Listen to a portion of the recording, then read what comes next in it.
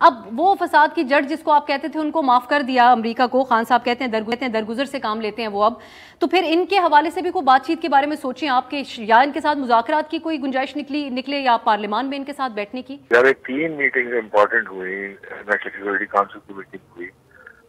National assembly میں پیش کیا گیا، اس کے علاوہ دوسری میٹنگ ہوئی جس کے اندر یہ طے کیا گیا، باقاعدہ بیانیہ ہوا کہ یہ بیانیہ نکلا اس کے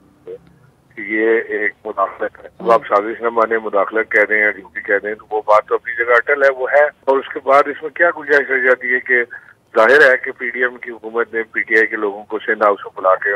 وہاں پہ خرید و فروخت ہوئی، 24 لوگوں کو وہاں پہ ان کی ضمیر خریدے گئے، جن کی ضمیر جاگنا یہ کہتے ہیں وہ ضمیر فروخت ثابت ہوئے۔ قوم آج عمران خان کے ساتھ کھڑی ہے، اس میں کون سی ایسی چیز ہے؟ عمران خان نے کبھی بھی امریکہ مخالف بیان نہیں دیا۔ عمران خان ہمیشہ یہ چاہتے تھے کہ امریکہ کے ساتھ اچھے تعلقات رہیں۔ ظاہر ہے کہ امریکہ میں پاکستانی بے انتہا وہاں پہ رہتے ہیں، اوورسیز پاکستانی کام کرتے ہیں،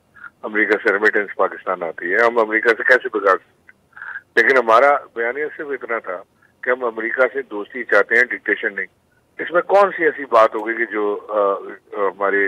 جو اپوزیشن جماعتیں ان کو ظاہر لگ رہی ہے کہ جی بڑی آپ نے خراب بات کر دی، عمران اسماعیل صاحب اب ہمارے ریکارڈ کے لیے اگر آپ یہ سمجھائیں کہ یہ جب خان صاحب نے اب یہ بات کہہ دی ہے تو اب وہ اپنی حکومت جانے کا سب سے بڑا ذمہ دار، امریکہ سے بڑا ذمہ دار اب آپ ملکی عسکری قیادت کو، جب آپ کی حکومت گئی اس وقت جو موجود تھی، اور یہ جو سیاسی جماعتیں ہیں ان میں سعید غنی صاحب کی اور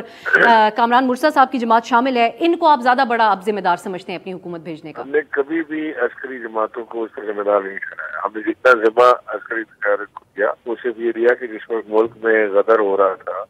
آپ اس وقت نیوٹرل نہیں ہو سکتے تھے۔